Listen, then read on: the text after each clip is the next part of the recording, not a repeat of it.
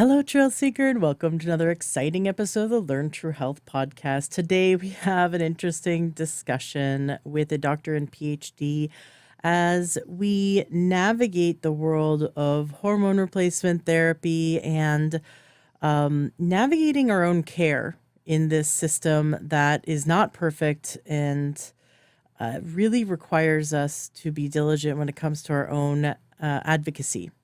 Which, if you're listening to this podcast for a while, you are well aware that we need to stand up and do our own sleuthing, do our own research, do our own detective work, and educate ourselves on how to support the body's innate God-given ability to heal itself. Your body wants to heal itself. And that's the first philosophical shift that takes place, that first belief system shift from the standard model of wait to get sick, then go to a doctor and they give you a drug and you go home and yay, you're better, which that's not how it works. As we know from experience, you're not better. Even the so-called cure has a list of side effects. It causes stress on the body. And really, was that drug ever the cure in the first place? It was suppressing something, killing something, shifting something in the body. But is that what the body needed to heal itself? Now, yes, there's times when you break an arm, you get a cast. We definitely wanted that support. And a cast is a wonderful example of supporting the body's ability to heal itself. It takes a lot longer and it's a lot harder for a bone to heal without the support of the cast. So there's times in modern medicine where that support is wonderful and necessary. Now, if we took that same philosophy and went, well, how can I support my body to have more energy, to maintain a healthy weight, to grow healthy muscle, to have healthy digestion and bowel movements, to have healthy hormone levels, sex hormones, stress hormones, all the other hormones, right? How can I support my body's ability to maintain and achieve optimal health? We have to look outside modern medicine to gain these answers for a variety of reasons. And we talk a bit about this in today's interview. And one thing that I wanted to let you know is that it's totally worth going down this one rabbit hole. If you are sick of being sick and you are looking to support, just like a cast supports the body to heal the bone so that it keeps it stable, allows the body to heal, and then we remove the cast because a cast left on too long becomes a hindrance, right? So if you're looking for holistic medicine, meaning how can I support the body as a whole, because the body is constantly trying to come back into balance. It is constantly trying to achieve homeostasis. And something as simple as a small change in your diet can make this huge difference, or a small change in lifestyle, like an increase of even by 20 ounces of water a day, going to bed an hour earlier, getting 20 minutes of walking, just these little tiny additions. In some cases, it's herbs, right? In some cases, it's seeing a holistic practitioner for other therapies like chiropractic and acupuncture. There's all kinds of different kinds of frequency devices out there like PEMF. These are all supportive to support the body in doing what it already is trying to do, which is come back into balance. Now, I've had several episodes on why is the body so out of whack in the first place? We've got crazy over 80,000 man-made chemicals since I was born. Since I was born, in your lifetime, there have been 80,000 man-made chemicals added to our air, water, food, added to the soil, and it's really scary. Why are we so out of balance? Well, think about how your grandparents ate. They ate whole foods, not from boxes, not from factories. They ate from farms. And now the farms use so many chemicals. So just to give you a few examples, we used to walk more. We used to play more. We used to rest. When we rested, we really rested. When we played, we really played. We used to have large family support. And now we're isolated, alone, stagnant, and filling ourselves with man-made junk. And we're constantly in stress mode because of all the things we're taking in, all the media that we're taking in. So the body's in stress mode and it is depleted of sunlight, fresh air, clean water, depleted of nutrients. I have some wonderful interviews like with Dr. Joel Wallach. highly recommend listening to that when it comes to the 90 essential nutrients the body needs. The body needs 90 essential nutrients every day for optimal function. And that episode 435, is wonderful to listen to. Highly recommend going back and listening to episode 435 if you haven't already. Now, 18 months ago, almost 2 years ago, I was introduced to, and I'd heard of it before, but I kind of, my skepticism went up. I'll say on the show, I'm the most open-minded skeptic. And I think, it's good to be that way. You probably are too. I'm willing to listen to what sounds really woo-woo, sounds really out there, but I'm going to use my critical thinking. But I'm going to make sure that I don't allow my preconceived ideas or my belief system cloud the new information coming in. Like, allow myself to be open. So my skeptic kind of pops up and I go, wow, I'm rejecting something just based on my skepticism alone. Sometimes things sound too good to be true and we often just negate it. Oh, that probably is, not real. It's probably fake. It's probably snake oil. And there is a lot of snake oil out there.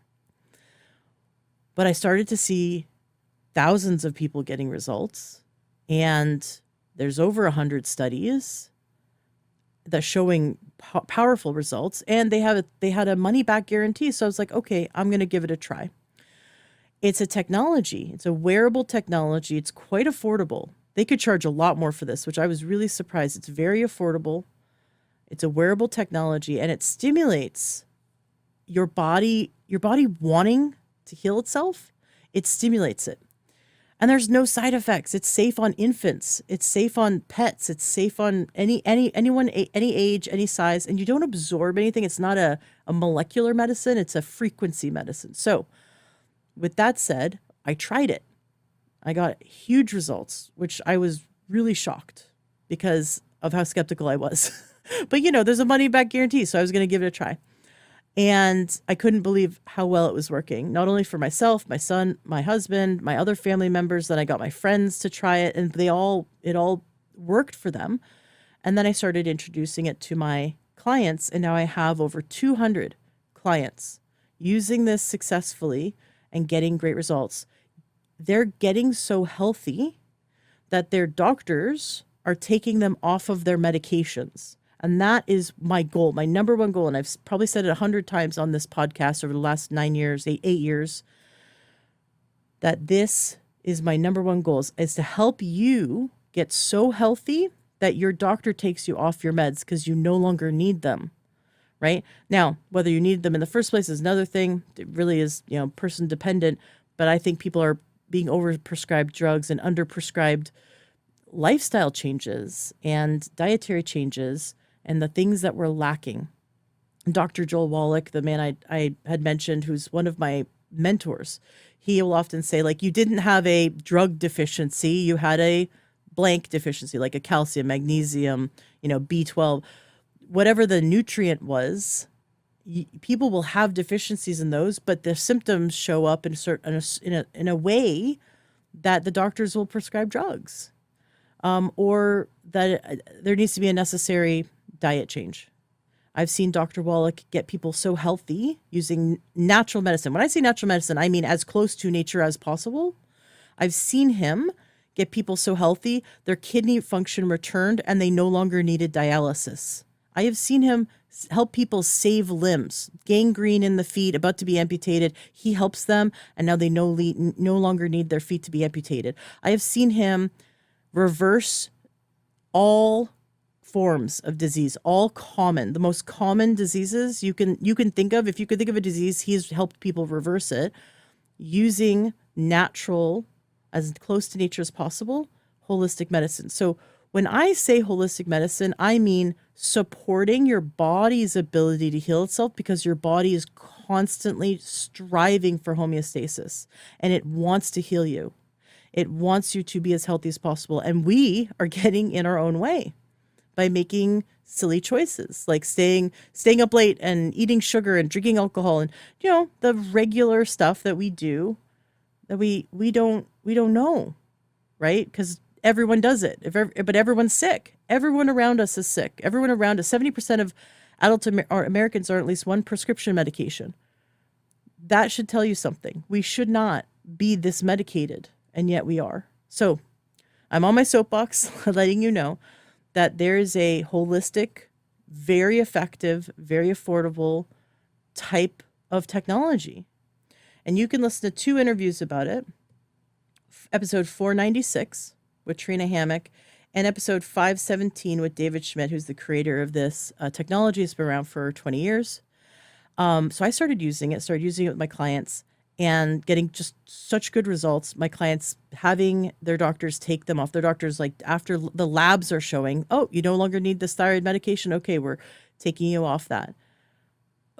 Unbelievable. I have a few clients who their fractures healed in half the amount of time needed, and they freaked out. I've had clients text me their x-ray report saying that the doctor couldn't believe how quickly they were healing. So your body wants to heal itself, and this is a technology that stimulates and helps your body get over the other side. Really, really exciting stuff, decreasing inflammation in the body, decreasing pain, increasing muscle mass, increasing healthy bones, healthy joints.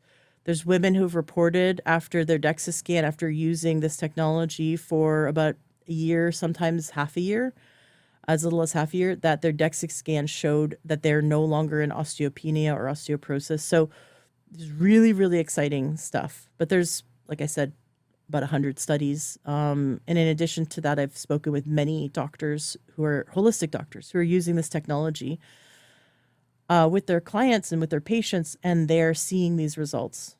The people are feeling better, but it also shows up in the labs. So something that's energy medicine, frequency medicine, is now showing up in the physical realm because labs are changing, and that's really exciting. So if you want to check it out, listen to those episodes, but then book a free session with me.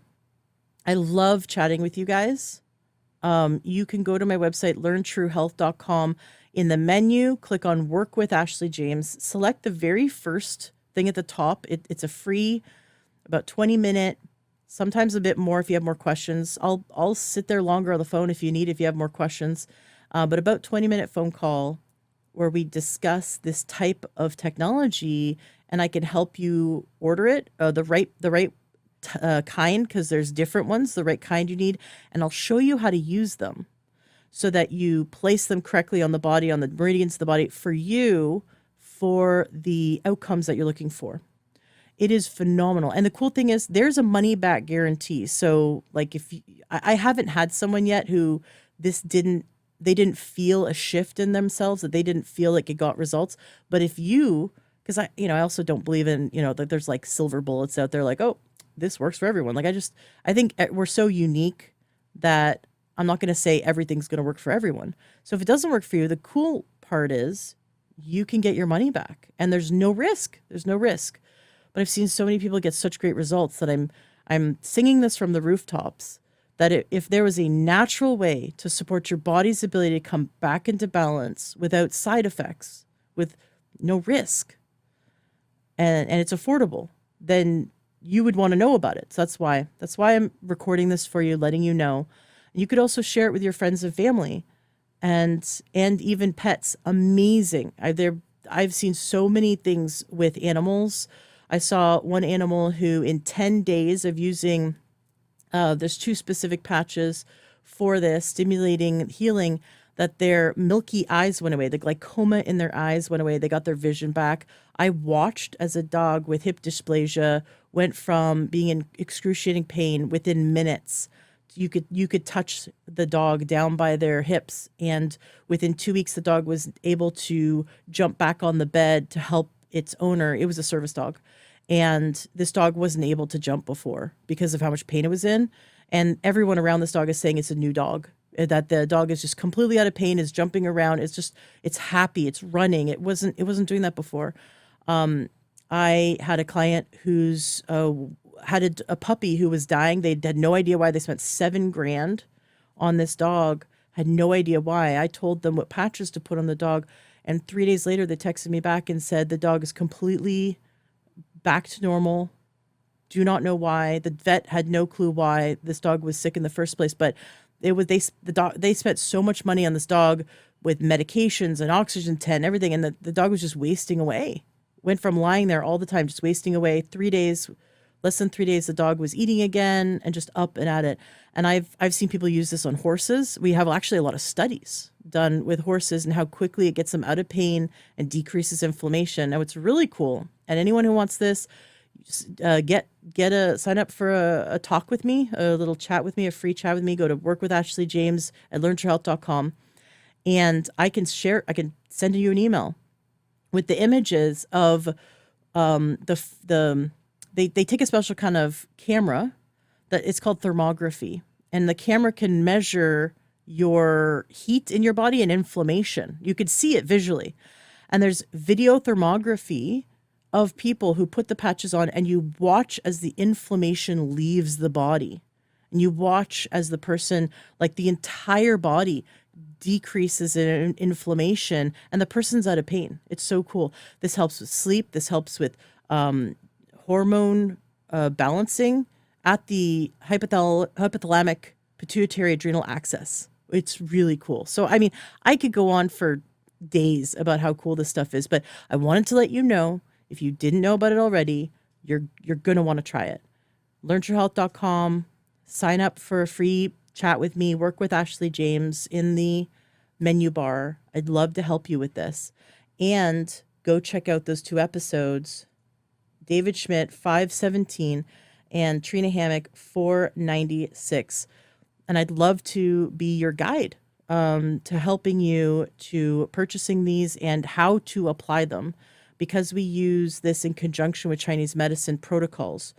So you're going to be able to increase your vital life force energy. It's one of the first things we do after we balance the polarity of your body, and we do a protocol for decreasing inflammation, and then we increase your vital life force energy, and then we do a protocol that opens up all the different emunctory systems and balances every system in the body. It's really cool. People notice right away better sleep, more energy. They just feel like they can go, go, go.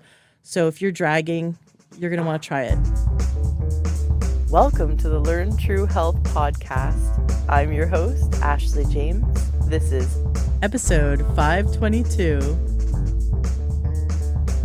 I am so excited for today's guest. We have on the show Dr. Shawn Tassone, who is an MD and PhD American holistic gynecologist. And that is phenomenal, because anytime we take an MD and they want to become holistic, they want to look at the body as a whole and help the person and the patient as a whole and see them as a whole person instead of just a broken down pieces. Like, I'm just going to treat your uterus, right? You're looking at the person as a whole, and you're looking at how can we help your body come back into balance instead of, well, I got my prescription pad here. What drug can I throw at you today? So I'm thrilled to dive into this world of holistic gynecology. And first, I'd like to know a little bit more about what guided you towards going holistic, right? I'm always interested. Was there an event where you went, hold on, my traditional MD training isn't enough here? Was there a specific event, or was it just like a series of events that led you to want to explore holistic medicine? Well, thanks for having me on. I get asked that question a lot, and sometimes you get attacked online for using certain words like holistic or integrative, functional, whatever. And that's because they are slightly overutilized, if I might share that. I think that it is a marketing technique in a way, but also I think it is a moniker that gives you an idea of who the person is and what they believe in. And I would say that my journey kind of began when, I got out of residence. Well, when I was a second year resident, I guess. So I was a resident in OBGYN, living in Oklahoma. And basically one day my mom had to have surgery because she had this ovarian mass, and it ended up being cancer. And so here I was, a second year resident, and I knew a lot about cancer, knew a lot about ovarian cancer, but this was my mom. And what I found was that over the 5 years that she survived, she eventually succumbed to it when she was 57.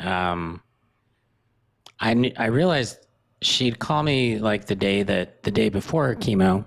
She would be all excited and happy because they load you up with steroids, so you feel good and you got a lot of energy and everything. And then the next day, when the chemo kicked in and she had joint pain and all the stuff that goes along, nausea, vomiting, I realized really quickly that I couldn't even like help my own mom. I couldn't help her live a healthy, productive, happy life. And so I watched her over years kind of just succumb to this process and just not really have a great quality of life. And when she died in 2004, I kind of went on this journey, as you do.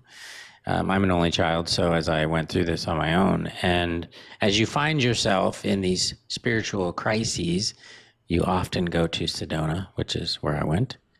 And I was living in Tucson at the time, so it was only like 3 hours away. Anyways, I was in Sedona and I was waiting for my significant other at the time who was getting a massage, and I was reading this book called 8 Weeks to Optimum Health by Andrew Weil. And at the time, it was 2005. He was talking about all this crazy stuff like fish oil and CoQ10 and vitamin D and oh my God, all this stuff. And I was like, whoa, this stuff is mind blowing. So at the end of the book, it said, hey, if you're a doctor and you want to learn more about helping people heal and blah, blah, blah, we have this fellowship. And it just so happened that the fellowship was in Tucson, which is where I was living because it was at the University of Arizona. So I just didn't even think about it. I just applied. I didn't think I'd get in. It was kind of late in the process. Anyways, I got in, did the fellowship for 2 years. In that fellowship, there was an 8-week module on spirituality and health. That was another kind of conk on the head. I just kind of woke me up, and then I just decided I needed to go deeper into that aspect. So I did a PhD from 2009 to 2015 and got a PhD in philosophy. And in that 6 years, kind of visited indigenous shamans in South America and just looked at different ways to heal. I think I was trying to just figure out like what else is out there, what else is there in this world, and kind of this all culminated into the practice that I have today. Oh my gosh. I so connect with your story. My mom passed away in 2002 of cancer. I'm an only child. Mm-hmm. And that also led me down my road of being motivated to learn how to support the body's ability to heal itself, and how to prevent disease, and how to come back into balance. And then my dad died 6 years later of a broken heart. And so I watched both my parents die very young, very, my mom was 55, very, very young. My dad was in his early 60s, and they could still be alive right now. If there was just a few different choices, right? If they had just seen a, different practitioner. My mom's cancer was actually caused by, and this is relevant to our conversation today, was caused by a hormone that her doctor had put her on. And it was a synthetic hormone that was taken off the market in Canada, where we were in Canada at the time. The week she was in the hospital, the week before she died. So I was living in the hospital with her while she was in palliative care, listening to the radio, hearing the news that the very drug that had put her in the hospital, that had ended her life, was being taken off the market for causing too much cancer in women. And the prescribing doctor ended up also getting cancer, and she was sort of a very famous doctor in Canada, always on the, she's kind of like Dr. Oz of Canada, always on the TV, always on the news. She ended up going on to write a book about it, about her experience. She got cancer, but then she caught it quickly and survived and wrote a book about it. Whereas my mom and many of her patients died from that synthetic hormone that she had been put on, that this doctor was pushing. Every single woman my mom knew that was going to the same doctor was being pushed. And I remember the day my mom came home when she was first put on that drug. My mom exercised 7 days a week. She took supplements. She ate very healthy. She really watched her health. And my mom was a very strong, emotionally strong woman. She came home crying. This MD said to her, she put the fear of God in her and said, if you don't get on this drug, your hips will break because you don't have enough estrogen. Your hips will break and you'll fall over and you'll die. And this woman, this MD, put so much fear into my mom that she like fear forced her into getting on this drug. And my mom wasn't on any drugs at the time. She was very, natural minded. And that one decision ended her life prematurely. And so I think there's a lot of people out there that are scared of using hormone replacement therapy in a healthy way because they don't know, is it healthy, right? So I know that's one of your main things is helping women to bring their bodies back into balance. And sometimes the tool in your tool belt is bioidentical hormones. So much different from synthetic. But I'd love to dive into that concept of like when hormones are out of balance, what could we, when is it necessary to bring in hormone replacement, and are there other alternatives that we can do that you see as effective, like herbs?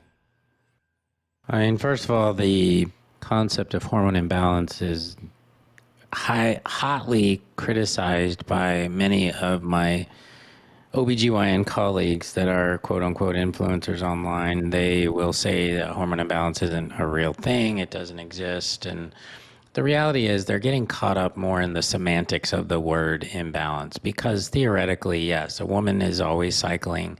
Hormones are always in flux. They're up, they're down, they're all around. But that being said, we know kind of where the hormones are supposed to be at certain times in the cycle.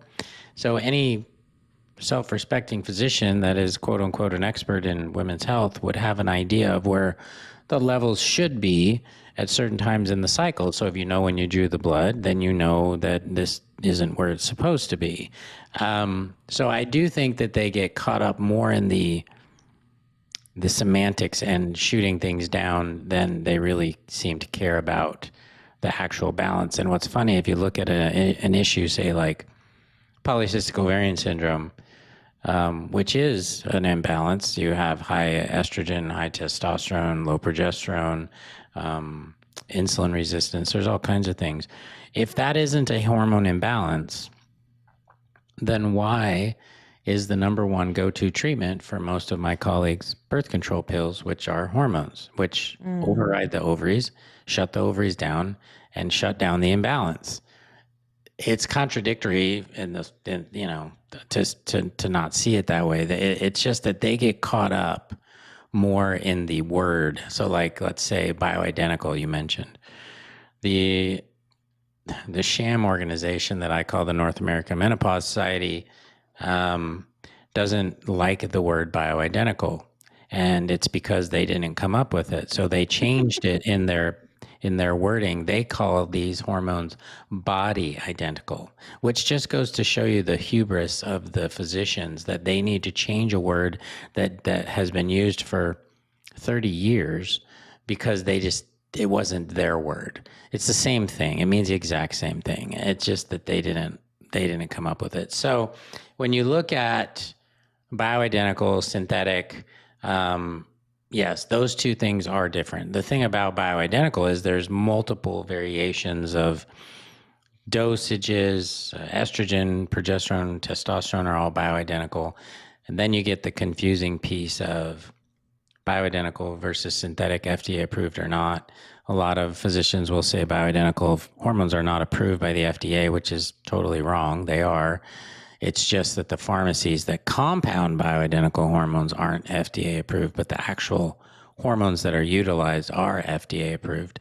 So there's a lot of misinformation out there. Let's just put it that way. Tons. So when it comes to a patient who is coming to you and you draw their blood, their labs show that their hormones are not where you'd like them to be. Mhm.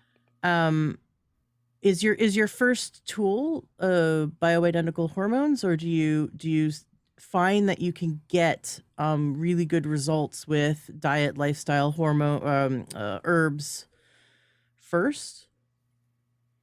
Well, it depends on. So when I see a patient that's new, obviously I'm going to get a set of labs, and then I'm going to sit with them and go over their issues, like what symptoms are they having. I don't think that you can necessarily. A lot of docs will say, "Don't you don't need to test. I just go on symptoms." And then, I mean, whatever, that's fine if that's the way they want to do it. My thing is, I would like to use the labs to coordinate with the symptoms what exactly is going on, because some symptoms overlap. I mean, you could have somebody that has fatigue, um, could be low thyroid, could be low testosterone, could be high thyroid. I mean, there's different, could be cortisol. There's so many different things that overlap. To just say that you are psychic and you can just tell what the imbalance is based on what the patient's telling you isn't necessarily true. And then maybe some of the things that she's telling you in the order that she's putting them in may not be the real order. Maybe she's just saying them as they come up, or maybe she's not telling you something. So it's like, I think having as much information as possible would be the best. So getting labs done, getting a good history is always the first place to start. And then it's based on the numbers. What I always will tell people is, hey, these are the things that are low. These are the symptoms that I would see associated with this. Does this resonate with you? Sometimes it's like, yes, across the board. And then sometimes it's like, this, yeah, I do feel fatigue, but I don't really have a, decreased libido or whatever. And so they'll tell me kind of how they're feeling.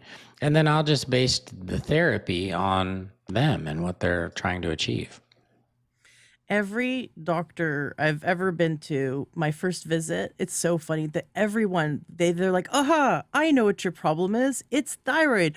And I look at them before they do labs. Every single, it could be a naturopath, an MD, but every doctor I've been to in my first visit, they think that they're delivering me like news, like, "Oh, I am such a smart doctor. I know what your problem is." And they always tell me just based on what I look like and the symptoms I share or whatever I share, kind of like what's going on with me. They always think it's thyroid. And I have to break the news. Every lab I've ever done, my thyroid is perfect, and they don't believe me. And it's hilarious. It's like that gaslighting. Like, it's hilarious. They don't believe me. They're like, "Well, we're going to run these labs just in case. I just want new labs." And then my thyroid and every aspect of my thyroid health comes out perfectly pristine. And they're like, "Well, oh, yeah, your thyroid's normal." And it's just really funny. Like, yes, we should listen to the symptoms of the body. Yes, you want your doctor to listen to you. But at the same time, they like to jump to conclusions because they're like, "Well, oh, this checks off this box, Mhm. therefore it must be this." So yeah, you gotta have labs to show what's going on. Mhm. Do you trust all labs? Are all labs fairly accurate? Or is there ever times when you're like, well, maybe they didn't calibrate, or maybe they messed up somehow? Maybe we should go with a different lab, or do you feel like across the board we're getting this pretty much the same result no matter what lab we go to? I don't feel like the labs, they can be wrong, sure.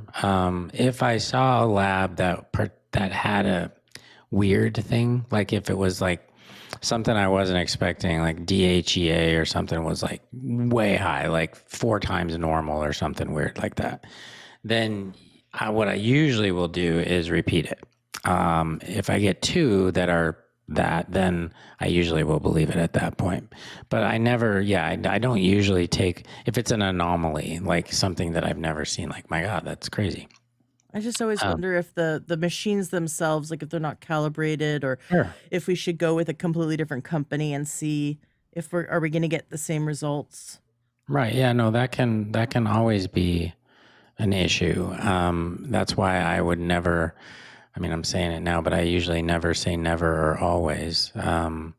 There's usually something that can explain it. If not, then that's why we draw labs again or do other tests. Like with the example I gave, if the DHEA was still elevated, then I would probably get an ultrasound of the adrenal glands to see what was going on. I mean, there's always a reason. And if Hmm. it's not lab error is easy to figure out because you repeat it and it goes back down to normal. But yeah, there's always a person that has to um, coordinate those with the there's somebody that has to make sure that the machines are running appropriately. And so yeah, if they did it wrong, if they didn't you know zero it or whatever it is that they do, that could definitely affect things, so for sure. So when a patient comes to you, you get the labs, you've talked to her, you've got her, what she's expressing her symptoms are, and you've confirmed looking at the labs. What are your next steps when you see, like, the something's low, something's high, she's complaining about certain symptoms. What's your what are your next steps with her? Well, usually when they come in, I've already done their labs, so they have the labs, and then they have the then we go over their symptoms. So it's a matter of me, sitting down with them and finding out what's bothering them the most. I try to kind of get the order that things, like what's really bothering you, and then what are some of the kind of the minor things. And so usually when they come in for that first visit, we're ready to go. Like we have everything in place. We've got all the stuff that we need, and then I just sit down, and it's not like it takes a lot of work, because most women, like I said, by the time they've come in, they've seen 5 other people. So they're pretty easily, they can tell me what they're feeling because they've rehearsed it and they've said it 100 times and they're used to talking about it. So it's something that, usually over time it just kind of comes out, and we'll talk about, I'll talk then about the symptoms of each of the imbalances that I see. And usually, there's a lot of head nodding and, stuff like that going on where they're like, yep, that's me. Or, I'm not feeling that at all, but usually pretty close. And then it's just a matter of figuring out the dosage that they need, the route of delivery that they need, and what's going to work for them. So your next step then is to give them a prescription? Yeah, if they need it. I mean, usually I'll make recommendations, prescription medications, supplements, well, whatever it is that they would benefit from based on their symptoms, for sure. Have you found that there are, or what lifestyle and dietary changes have you found to be the most effective at helping women balance their hormones? Lifestyle changes. I mean, obviously, sleep is huge, probably number one. Some things you can't really change, like age. Sometimes the hormones are off because of your age, and there isn't a whole lot you can do about that. But if you're using supplements and whatnot, I go through those to make sure you're on the right ones. First of all, a lot of people are on supplements that don't do what they think they're doing, and they're spending money on stuff they don't need, and they're not using the ones that they do need. So we'll kind of go through all that and base it on that too. But it's really kind of we sit down, get a feel. Some people don't like supplements. I had a lady in the other day, she can't swallow pills, so I'm not going to give her 17 pills to swallow because it's not going to work for her. But so it really varies. And then some women don't want to use a topical cream. They want to use a sublingual tablet. And then it's just giving, I think the main thing that I like to do is really give people options. That's what's important. Mm. In terms of diet, have you found that Yeah. there are any dietary changes that help to Yeah. bring hormones back into balance? So I didn't really get into that, but yeah. So like the things that I look at with hormones, and some of them may not resonate, some of them do, but I have 6 kind of areas that I look at. One is spiritual practice, whether that's getting outside or journaling or meditation, whatever that is. Depends on what the issue at hand is. Obviously hormonal modulation, so actually giving you the hormones. A third one would be kind of what I call the woo factor, whether that's essential oils or acupuncture, or, some sort of outside the box treatment that might have a little nugget of research on it or something that you could try. It, may not work, but it's worth a try and it's not going to hurt you. Nutrition, obviously super important, limiting processed foods and really focusing on good lean proteins, fats, and limiting processed carbohydrates. Exercise is always great, depending on the imbalance. Might be resistance training, might be high intensity interval training, it might be walking. It really just depends on what the imbalance is. And then the last step that I look at is always the potential for using supplements, sorry. So, in that, you had mentioned the woo factor, which then you said was outside of the box. Your that might be outside of the box of mainstream medicine, but that's inside the box of this podcast. Yep. So, outside of the box of mainstream medicine is where I like to look and shine the light on, because we find that has, in many cases, the least amount of side effects and potentially the greatest amount of support, given that we're looking to support the body's own ability to heal itself and come back into balance, and also remove what is hindering the body from coming back into balance. So inside the box of what you call the woo factor, can you share with us what you've found to have the greatest impact, or do you have any stories where you've seen herbs, essential oils, acupuncture, Chinese medicine, where you've seen that through labs, through your experience, you've seen it bring the body back into balance? I would have to say the number one thing that I see all the time is maca. Maca, I've been affiliated with maca for probably 8 or 9 years now. And I was given a talk, there's a naturopath out in Oregon named Tori Hudson. And I was given a talk at one of her conferences, and there was a company there called Symphony, and they have this product called Feminescence that I was really just interested in some of the claims they were making. And the interesting thing about maca is it's grown in Peru. There's 13 different phenotypes of maca, different colors, different types. And you could take yellow maca in part of Peru and grow it, and it'll do one thing. You can grow it in another part of Peru, it'll do something completely different. So these women that are using powdered maca, like in their smoothies and stuff in the mornings, I hear stories all the time about how it didn't really do much. The problem is, when you have a powdered substance like that in bulk, you don't know what's in it. And what I found was that if you use a really clean maca like Feminescence or something, that what I noticed was even women that don't want to go on hormones for whatever reason, they would get some relief, like whether it was better sleep or the hot flashes would go away. And what I've seen, and this is just in my practice, women tend to, if they repurchase a supplement, it's maca across the board. I mean, probably 75% use it and like it and keep using it because they just find that it's so amazing. So if I had to pick a substance that I like the most, I would definitely pick the maca as number one. I would say, things that really also baffle me, I don't pretend to understand them, but acupuncture is amazing. We know acupuncture has so much data on fertility. I mean, it's been researched extensively. Women that do this get pregnant faster, that have issues with fertility. I think part of the thing with something like acupuncture is just that it decreases stress.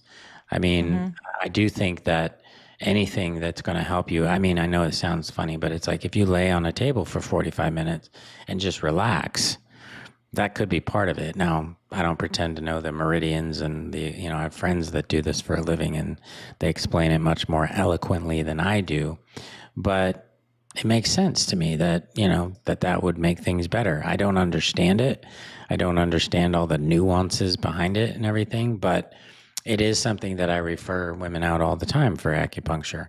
And then I think, the herbal stuff that's out there, Chinese medicine to me is probably the best thing ever because these medicines, they're medications, in China, they're medications. And, here, when I go to this guy here in town, and he has like a whole wall of drawers. And when you tell him what your things are, he starts pulling on these drawers and he uses the actual herbs, and you get them weighed out and then you're supposed to go make a tea with them. It's pretty astounding, and you don't just get it done. I mean, it's like it's a process, but these medicines have such power in them that I think it's one of those things that you just have to look at and go, okay, this guy knows more than I do, and then you go from there. But I do think like maca, Chinese herbs, Chinese medicines, for which I would refer out to somebody that specializes in that,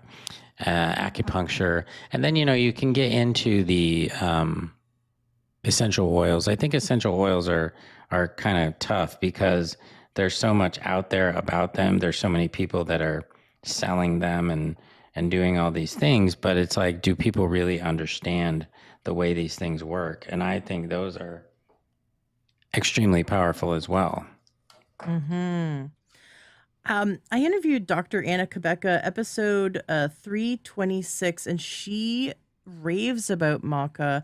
Mm-hmm. And it ended up actually, maca was one of the things that really helped her in Mm-hmm. her health personally. So she ended up creating a drink, so the Mighty Maca drink. Mm-hmm. She might even give my listeners a discount.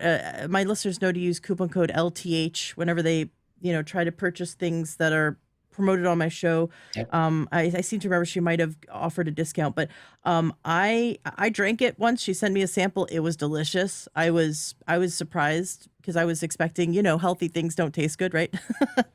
And so it actually tastes really good. But I will tell you, maca doesn't taste good. So it was she something. made it taste It was good. something else in there that was making it Yeah, taste probably good. like a buttload of Yeah. stevia or something. But whatever's in there, I was impressed that it didn't taste bad. I think I was expecting maca to taste bad. As far as essential oils go, that is the sticky wicket, is that you can overdo it. It's a very concentrated form of herbal medicine. And I have experienced that. I've known other people who have experienced overdoing essential Mm-hmm. oils. But when you use them correctly, you're using concentrated plant medicine. Yeah. Yeah. And I've got a few interviews. I don't remember the numbers at the top of my head, but Dr. Z, he specifically does not tell us which brand he likes because he wants it to be more about the information and not about the sales. And so listeners can go to learntourhealth.com and type in essential oils to find that episode. But there's so many resources out there when it comes to essential oils. Just know that less is more. Start small, start slow. It's very concentrated, and to just to understand to use it with precaution, so that you don't overdo it. That concept of, well, for acupuncture, if you're just lying down for 45 minutes, you'd be relaxed anyway. I would debunk that because we go to sleep every night. We lie down, 8 hours or more or less, or give and take 8 hours a day, and we're still totally stressed out.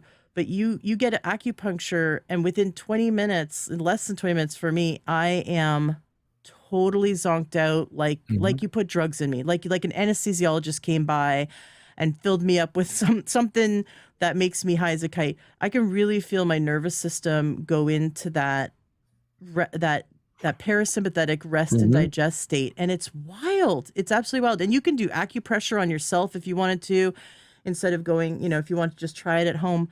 But there is something to those meridian points, those acupuncture points on the body. And with my clients, I've actually been able to help them with acupressure get out of.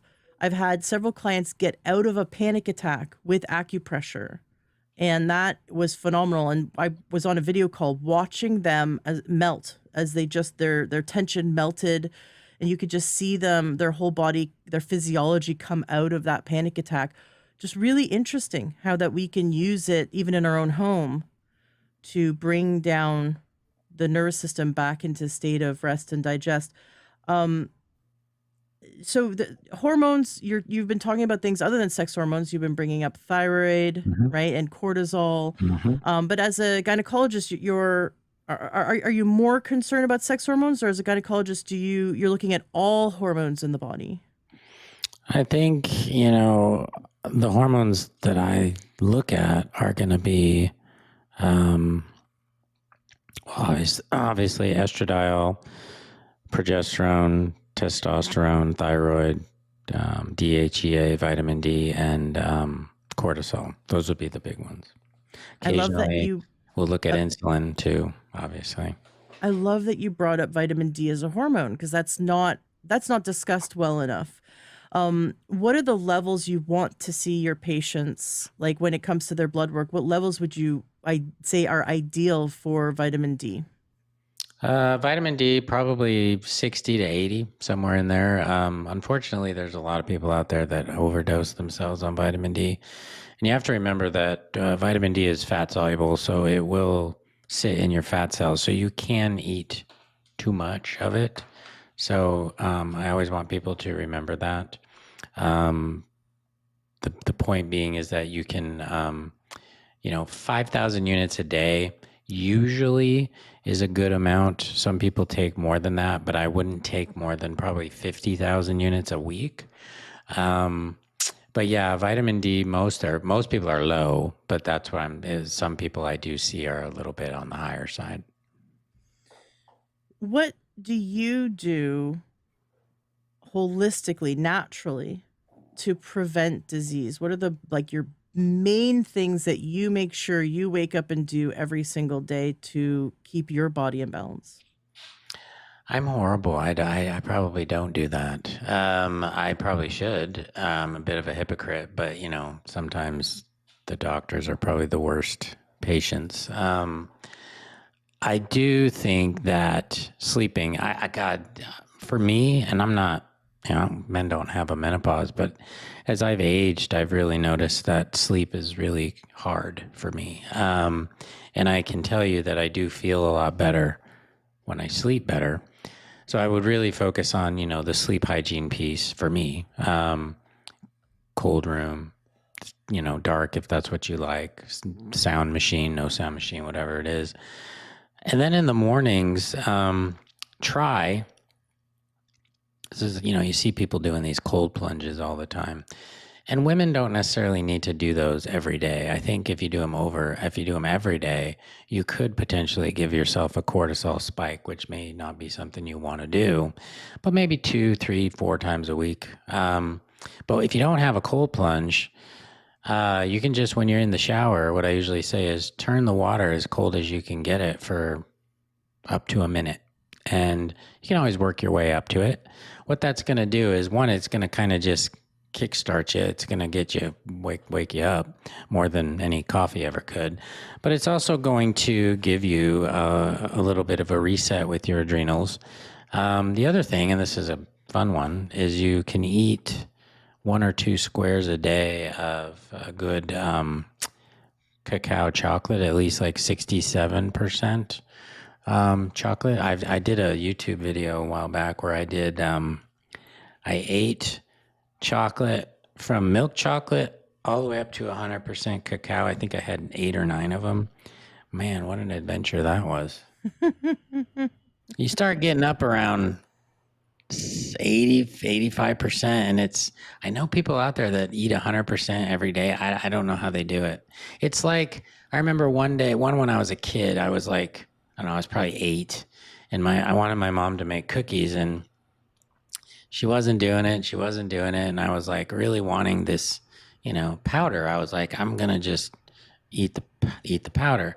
And the thing was, I thought it was like the stuff you make the chocolate milk out of that has the sugar Yeah. in it. But this was just like the baking chocolate, powdered baking chocolate. Mhm. So it was like just eating fire. It was like, it just burns. And I remember crying, and like my mouth was like, the chocolate was all dripping out of my mouth. And it was kind of a similar experience when I did the chocolate tasting, because I was like, oh my God, this is horrible. But cacao is really good for your blood vessels. Mhm. It's good for a lot of things. So I say, a cold shower, in the morning. Try to focus on your sleep. And if you want to, do something that's kind of a treat, you can do 67% or higher of cacao. Well, I would challenge you to it, try to get the 100%, but at least 80%. This is what I like doing. Get a chocolate that has no sugar added. Okay, so it's that like super dark chocolate, but hear me out, it's going to taste good. And then you get dates. And Mm-hmm. dates, I wouldn't do more than like five, 6 dates a day. It's like this is less is more, right? This is small amount is good, a lot might not be great, but get a few dates with no, take the pits out, and then get your dark chocolate and you cut the date in a half or in a quarter, and then you cut your chocolate and you shove the chocolate in the date, and then you dip that. If you wanted to, this is optional. You could dip it in a seed or nut butter, Mm-hmm. like almond or what cashew. There's all kinds of different ones you could do. Sunflower. Um, or just no, if you don't have any nut butters, you don't need to. It's kind of like if as a kid you liked, peanut M&Ms versus regular M&Ms. And then you pop that in your mouth or you chew, and the sweetness of the date will offset the bitterness of the chocolate. And then that you get that wonderful high from the really antioxidant rich dark chocolate without the processed sugar. So Mm-hmm. that's my little go-to. And you just eat it. You're not eating a ton of it. You're just maybe eating 2, 3 squares. Also, know the timing is really important, because if you do it late at night, it can affect your sleep, right? So it's actually better, even though most chocolate cravings happen later at night, it's better done earlier in the day. I don't know how much caffeine is in chocolate, but I'm one of those people that if I even eat 2 squares of dark chocolate, I notice it affects my sleep. It makes it so I don't fall asleep. So you have to watch that. Anything I can do to eat something that doesn't have anything processed in it, like processed sugar, as minimal process as possible, I'm a big fan of. How about Vitex berry? Have you explored or worked with your clients who come to you and say, "Listen, I want to do everything I can to balance my hormones naturally, to support my body to balance hormones naturally, instead of getting on something like a hormone replacement, even though it is bioidentical." Do you ever have patients come to you and say, "Get me on some herbs first," and have you seen that Vitex berry can move the needle? Vitex can be good for women that have low progesterone. That's kind of like its claim to fame. The research is, as with all supplements, not super strong, but there are a lot of women out there that who will resume ovulation, or that will that will start having more progesterone production. The thing about Vitex is it doesn't contain any hormones. The benefits from the Vitex are actually from what it does to the pituitary gland. So it goes a little bit higher than the ovaries, obviously, and works on that kind of pituitary axis. And what it does is the production of the hormone, luteinizing hormone. So luteinizing hormone is a pituitary gland hormone that indirectly increases the progesterone production. So with Vitex, you can get an indirect response. Now, I used to use a lot of Vitex until I started working with Maca, and once I started working with Maca, I kind of stopped with Vitex because I felt like the Maca worked on much different levels and gave women not just Vitex is going to work more specifically on like progesterone, but the Maca I feel like helps all the hormones rather than focusing on just one. Wow. Could you explain a bit more as to what maca does to the body that helps all the hormones? Is it just because it's high in antioxidants, or is there a certain phytochemical reaction in the body? With Maca, Yeah.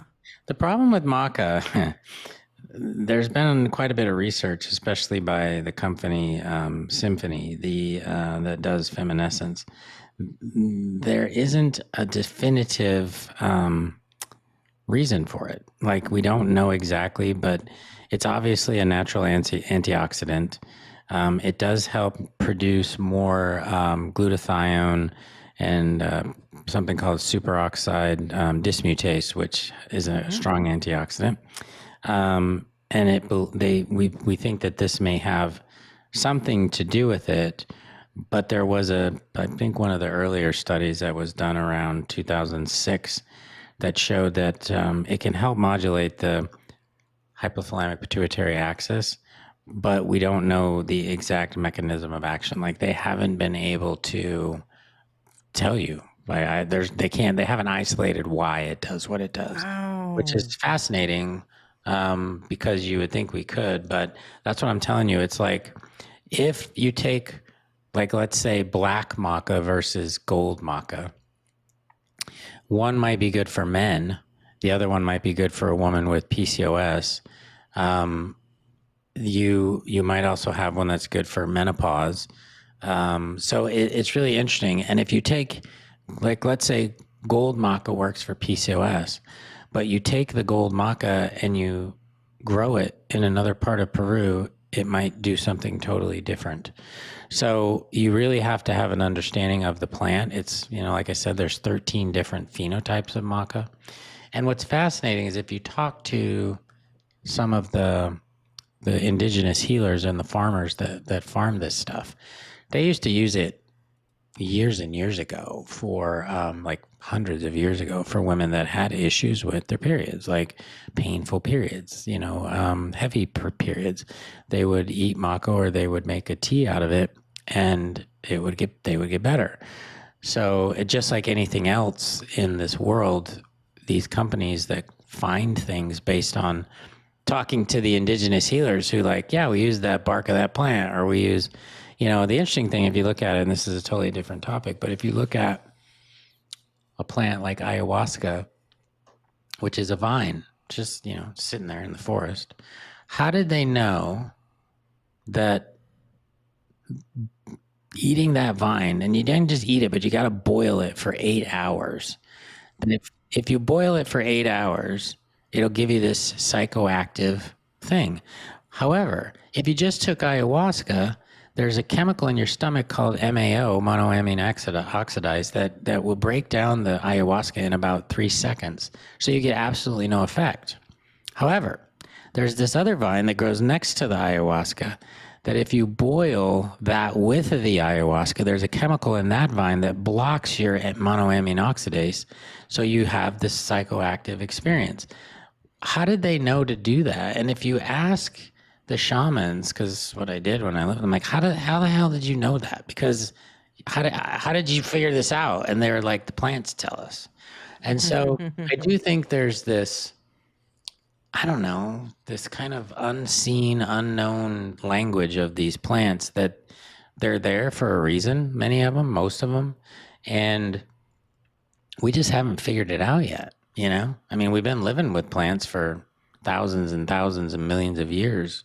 They're there for a reason. I think it's like, why do we have cannabidiol receptors in our body? Why do we respond to marijuana? Marijuana is not an essential element in our diets, but yet we have all these receptors in our body. There's something there, and it works for pain. So it's like, I don't know, but the maca thing is fascinating, and I really respect the plant. I just think it's amazing.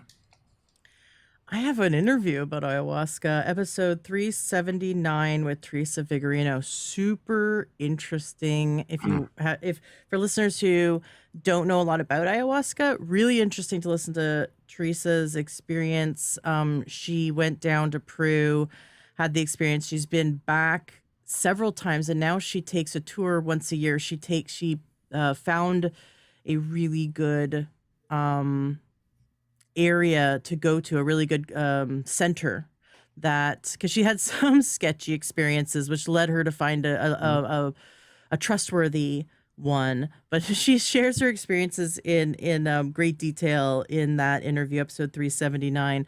It is so fascinating that when we look at indigenous medicine, right? The medicine that's been here for thousands of years. And of course, if you look at the world through the lens of the established, the modern medical system, right? The average MD, and I'm not bashing medical doctors, but we have to like just look the stereotypical, let's say MD, look through the world through their lens, right? And plant medicine is poo-pooed, it's looked down upon, it's primitive, right? Mm-hmm. And we brush it aside because it's unscientific and it's primitive. And, here we are with our modern, proven, double blind, placebo, chemically created, pristine, sterile medicine. Then we're going to come swoop in, prescribe you a pill and save the day, kill everything, kill all the bacteria, sterilize the body. And that's the key. That's the trick, right? And we know now very quickly, we've learned that MD medicine isn't the best. It isn't the entire picture of medicine. Mm-hmm. It's a slice of the pie, and it has its place and it has its strengths, and it definitely has its weaknesses, which it doesn't want you to know about.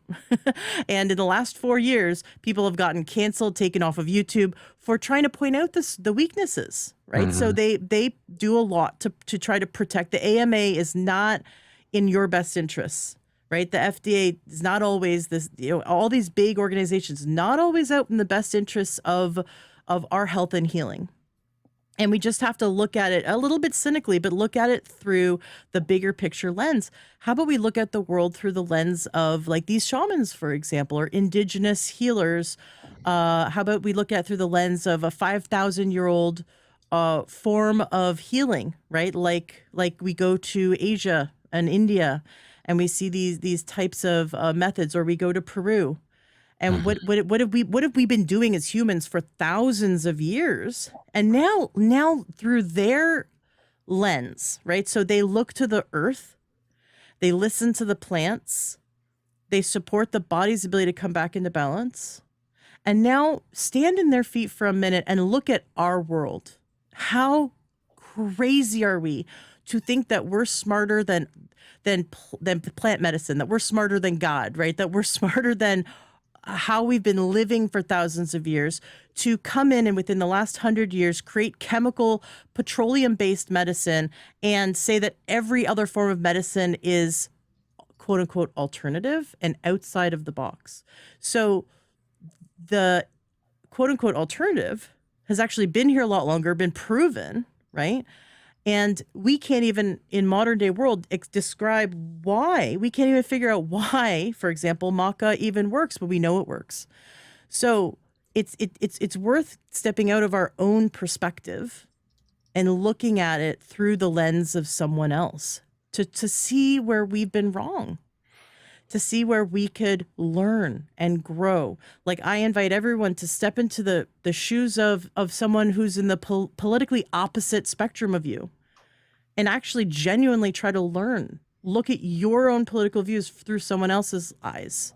Try to learn what we are missing, what's in our blind spot. And what's in the blind spot when you step into the feet of a different healer that doesn't necessarily, he hasn't grown up in the MD medical system. And what we see is we can learn so much from the earth and the plants. And what I love about herbal medicine, it just drives me crazy. It's so cool that when there's a poison in nature, that within yards of that poison is the cure. That the way, if you believe in God, which I do, that has this amazing world that has been built for us, that the cure is close by, right? And if you don't believe in God, but at least you believe in what you see, you believe in the earth. The earth was set up in such a way, in harmony, and we're supposed to be in harmony with it, that the cure is close by to the poison. So it's so cool. It's so cool that with ayahuasca, the earth told them, or the plants told them, like, hey, take this vine, take that vine, boil it for 8 hours, have a good time. That's just, I just love that. That's amazing. With, when you were traveling and studying with the indigenous people, what did you see that they do to keep their bodies in balance that we could really learn from? You want the dark truth? Yeah. They die.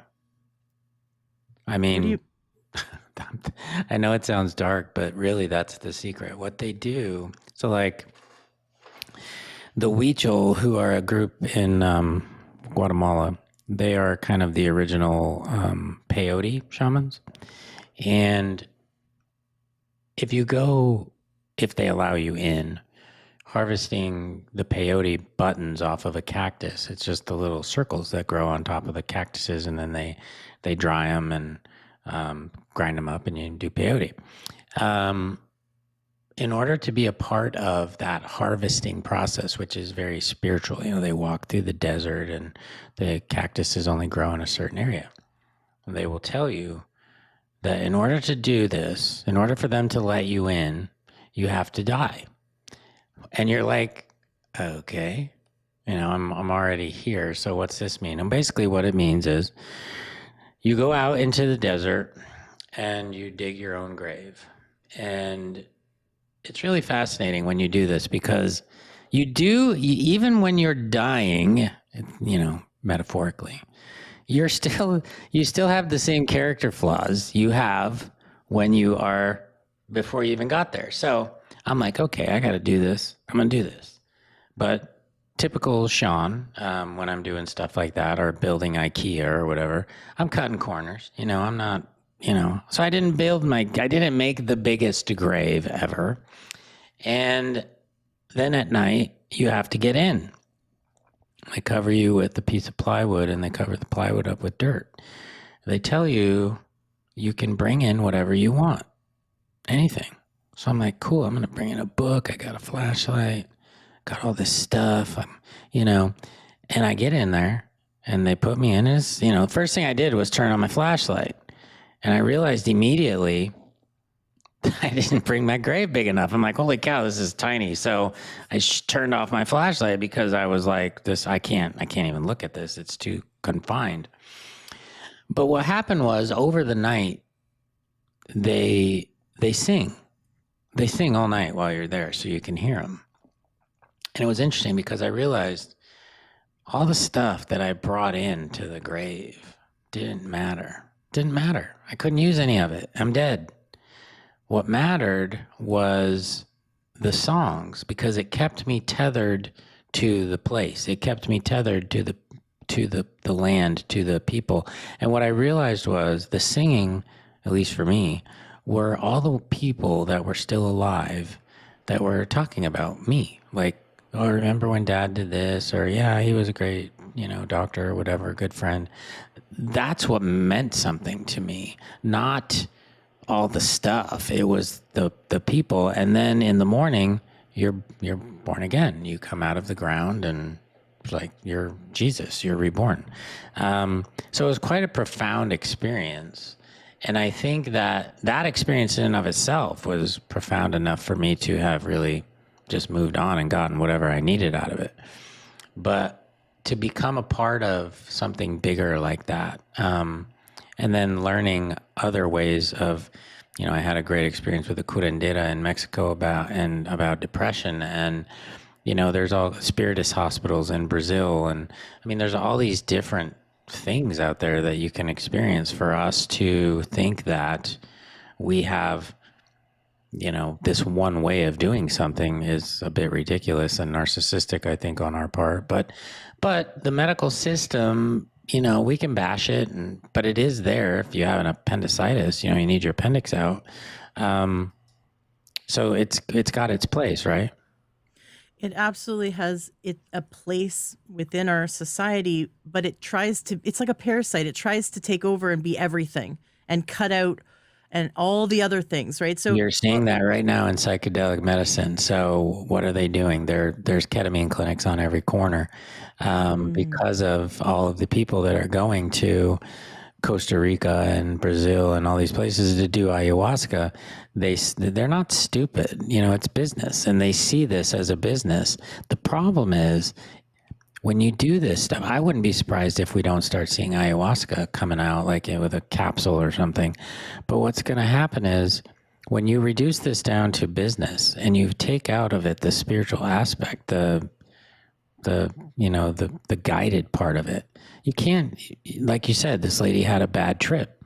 Well, because it's shady. If you go to somebody that can actually take care of you and walk you through this process, it can be profound. If you're just some American 25-year-old that's bored and you just want to experience the high, well, that's the wrong reason to do it. Unfortunately, that's why a lot of people do it, because they're bored. But some people get it. I had a friend that did mushrooms, and for 4 hours, she sat in front of a mirror and her reflection told her how horrible she was. So, you need to have a guide. You need to have somebody there that can help you get through that, like I did with the people that were singing, so you don't have that kind of negative side effect. But yeah, modern medicine will co-op stuff. That's just what we do. Yeah. So it really is up to us as individuals to advocate for ourselves, to seek out information. Well, I'm sure everyone listening is on the same page as in terms of like if you're listening to this, you're actively seeking information because you realize you cannot blindly just wait to get sick, go to the doctor, they hand you a pill, and then you're all better magically. That's not how the life works, although that's how Hollywood has painted it, right? And so when we know that, Hollywood and the media, the TV is funded by the pharmaceutical industry and the mainstream medical industry, right? We've been fed this one lens, this one perspective. And yes, if I have a broken arm, I am not going to my naturopath. I am not going to my acupuncturist. I am going to the ER, right? Like I'm going to a medical doctor. But for complex chronic imbalance, MD drug-based medicine fails us. It fails us over and over and over again. And that is because the body wants to heal itself, wants to come back into balance, and it's missing. It's either missing nutrients, there's certain lifestyle, choices that are negatively impacting it. So there's things that we can do to support the body to come back in balance. And that's where I am wanting us to learn more about that. Like, what can we do to get our body back into balance naturally? Yes, there is what is wonderful is that there is available to us and that you can help your patients with that is bioidentical hormone as needed. But I'd love us to get to a point where we don't need a prescription, right? Where we're supporting us coming back into balance because the body really wants to. It's constantly trying. So what is holding the body back, and why are so many women having hormone issues? Do you ever think about that or like explore that? Why are we so sick? You mean outside of menopause? Yeah, just why are more and more women experiencing hormone related issues? Well, menopause, I think the reason that we have such a problem with that is because what happened was, if you look back 300-400 years ago, the average lifespan was like 46 or 44. So we didn't really have a big menopause issue because women didn't live that long. We started living longer, like extremely longer, like 80s and 90s, so much faster. Like in 100 years, the lifespan has increased so dramatically.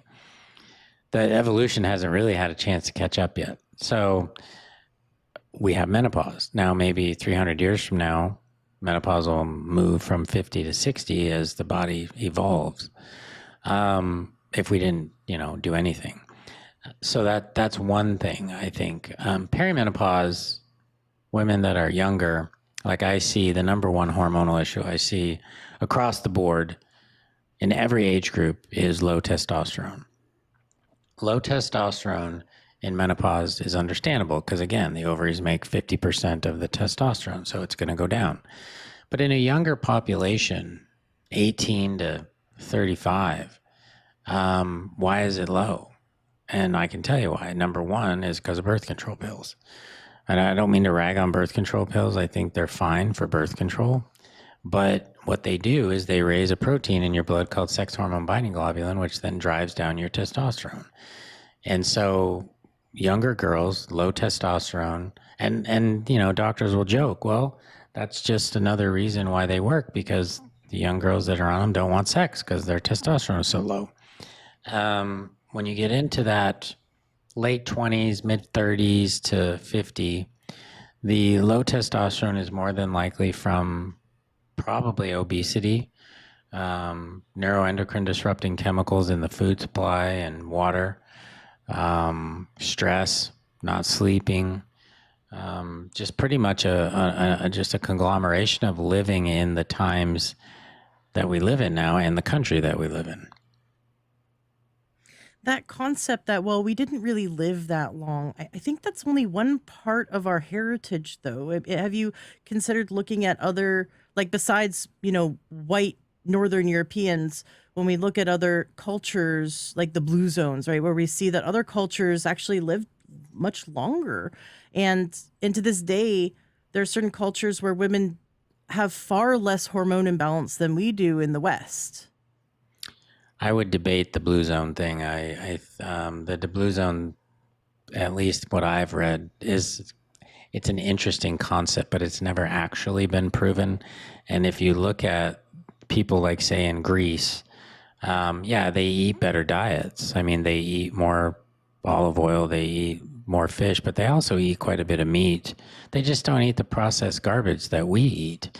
Um, there might be more to the dietary aspects than maybe the age, but I think that what's interesting is, we can get caught up in blue zones or whatever, but it doesn't, I don't think it changes the fact that you could go into, say, a blue zone like Santorini or wherever, one of those places, and you could eat exactly the way they do. It doesn't mean you're going to live longer. You might have a different lifestyle. I think it's a combination of, where do they live? Are they walking everywhere they go? Are they eating that food? What genetic makeup do they have? I mean, that a lot of these things are multifaceted, not just one thing. And that's part of the problem is we in this country, I feel like we try to adapt everybody else's stuff, and we don't really, because we don't have our own thing. Like a friend of mine, she puts on quinceañeras. 15-year-old women in the Mexican culture have quinceañeras. 15, 16-year-old Jewish people have bar mitzvahs and bat mitzvahs. White, general white people like my kids, there's no ceremonies, or when you're 15 or 16, you could have a sweet 16, I suppose. But so we're looking for something. It's like we don't have any culture. I don't know how else to explain it, but we're always looking outside of ourselves, I guess, to find these Mm. answers. And the reality is, we can, you start your family, you can change things in your own group and live the way that you want to. Like I said, you can mimic the Mediterranean diet, and you can start instituting those changes and walking more. I mean, if you go to New York City, you don't see a ton of obese people because they walk everywhere. They literally walk everywhere.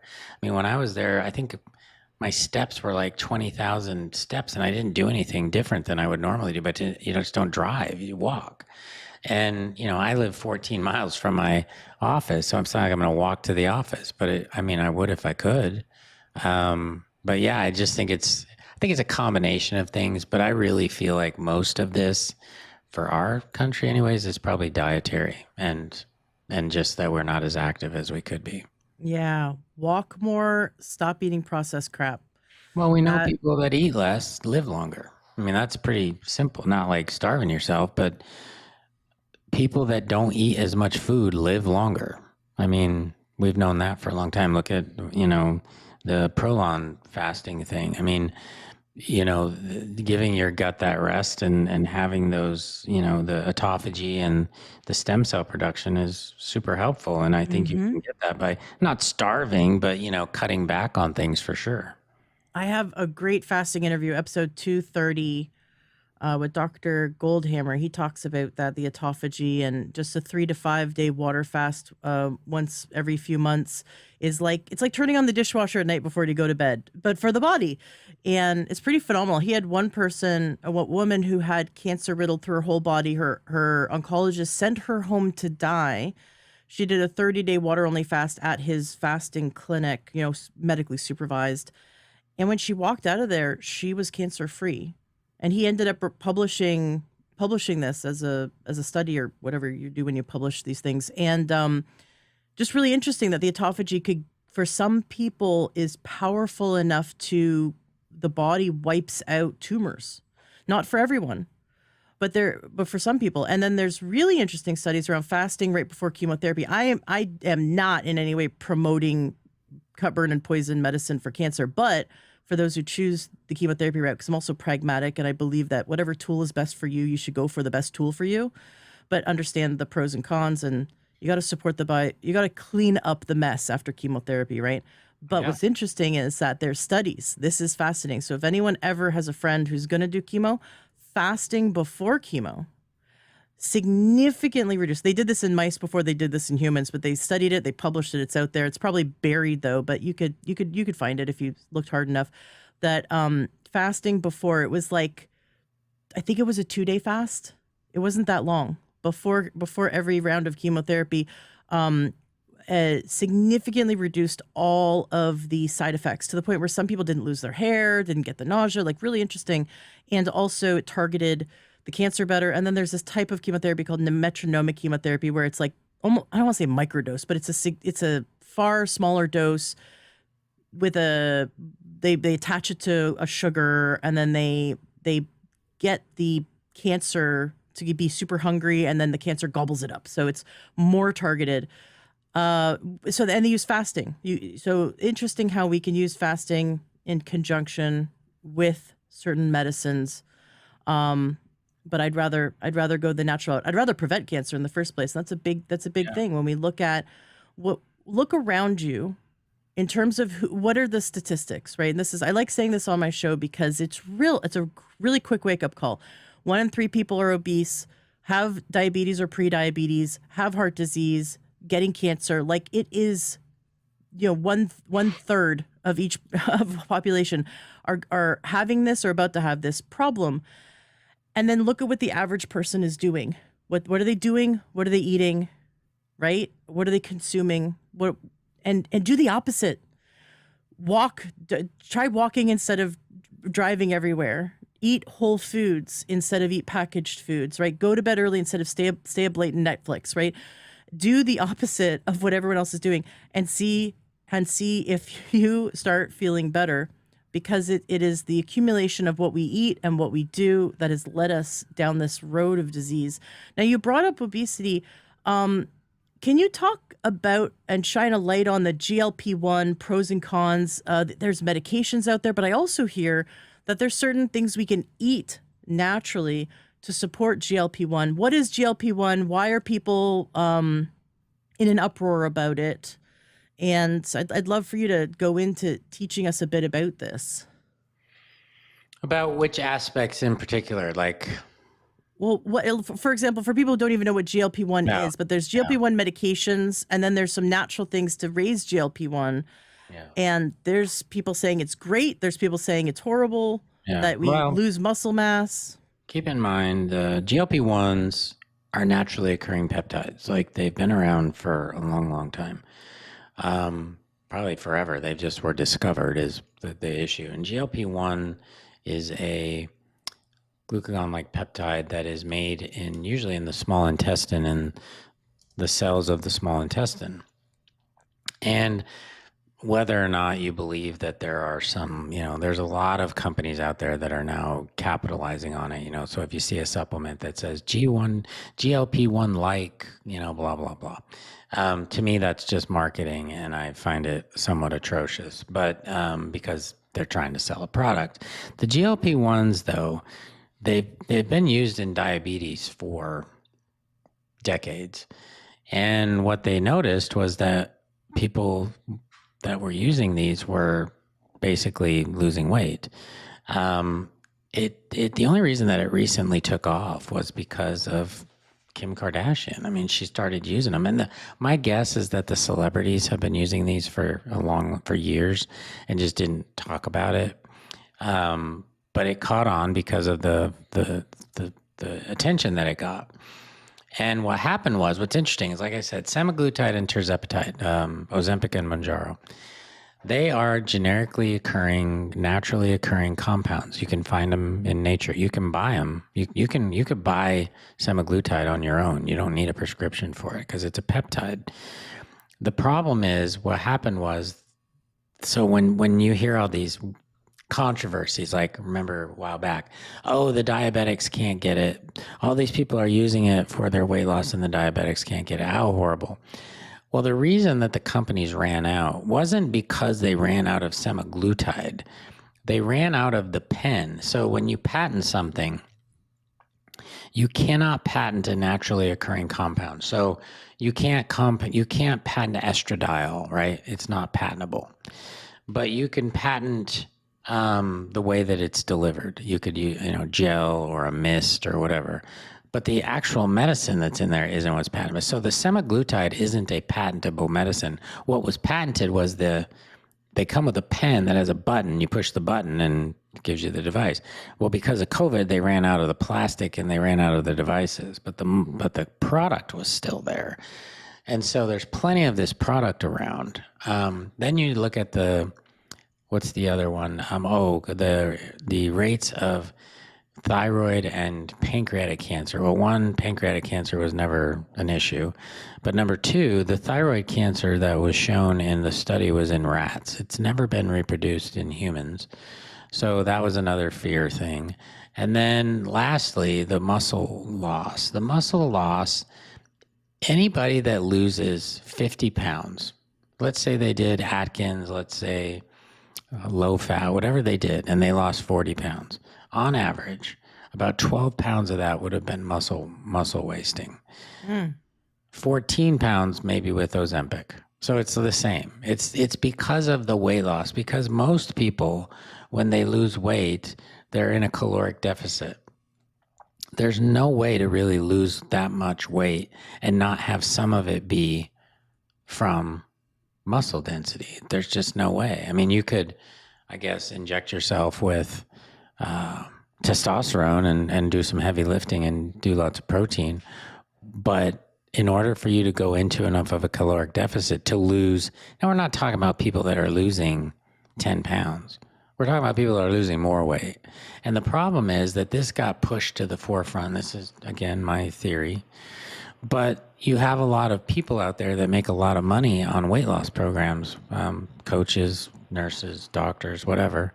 And if they weren't on board with prescribing those meds, or they couldn't prescribe those meds, they were losing a lot of business. And so to come out and start trashing on this medication that I believe has really helped a lot of people. And I think if used correctly, that obesity might be a thing of the past. I think chastising folks, saying it's a crutch, the way I look at it is it's a tool. It's another tool. There's lots of tools out there, which may work for somebody, may not work for somebody else. But I don't think we should be judging people why. Like Oprah, she used Ozempic, but she didn't talk about it for like a year and a half. Why? Why? I don't understand why. Why is it so bad? The fact that people should just be happy you lost weight, you're healthier, you're down 40 pounds. It should be a happy thing, not critical, saying, oh, you cheater, why did you do that? That part I don't understand. Yeah, that it scares me though, the amount of muscle loss, I guess with any weight loss. So you're saying that the muscle loss with other diets is similar to Ozempic? If it was just somebody doing something at home, like if you're just like, I'm going to do Atkins, you're going to lose muscle mass. It's going to happen, and it's going to be about 30% or probably 20 to 30%.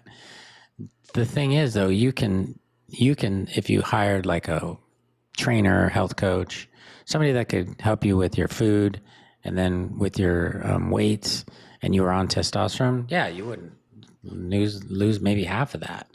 But if it was just like a run of the mill person that just did a diet, you're going to lose muscle density. It happens with all weight loss programs. With women who are wanting to lose weight and build muscle, would you ever prescribe testosterone for them during that period, even if they didn't need, like if their testosterone was normal, would you help them by increasing their testosterone temporarily while they're working out so that they could prevent the muscle loss? Or would that be too detrimental? It depends on how high. I mean, most women that I test are low. And if you look at testosterone, so a free testosterone, the range might be 0.2 to 6.4. That's a 32-fold range, right? So let's say you come back at zero point 0.4, and then you get put on testosterone and you're up to 2.5. You're still in the lower half of normal. I could almost triple your testosterone and it would still be normal. So there's a lot of play there with testosterone. And as long as the levels aren't too high for too long, you won't usually get the negative side effects. So like, if it's too high or, too high for too long, you could have voice changes, hair growth. You can actually have the clitoris enlarged. Some of those things are permanent. They don't go away. So it really varies. I wouldn't want to make somebody super physiologic for an extended period of time, but, helping them with muscle loss is fine. But most women that I treat don't go and get a DEXA scan before and after to know how much. They're just looking at how their clothes fit. Right. But the older we get, our muscle, the amount of muscle we have really plays a role in our long-term health and in our longevity. Yep. I was told this many years ago by a functional MD. She was actually in the Olympics twice. Amazing woman. She's in her 80s now and still regularly like runs marathons in the desert. Like this woman is super healthy, and she says your muscle, you must protect your muscle. She told this to me in my 30s. She goes, build your muscle now, protect it, because when you're in your 80s, it could be, for example, just one bout of pneumonia. The amount of muscle you have in your body is the difference between whether you live or die.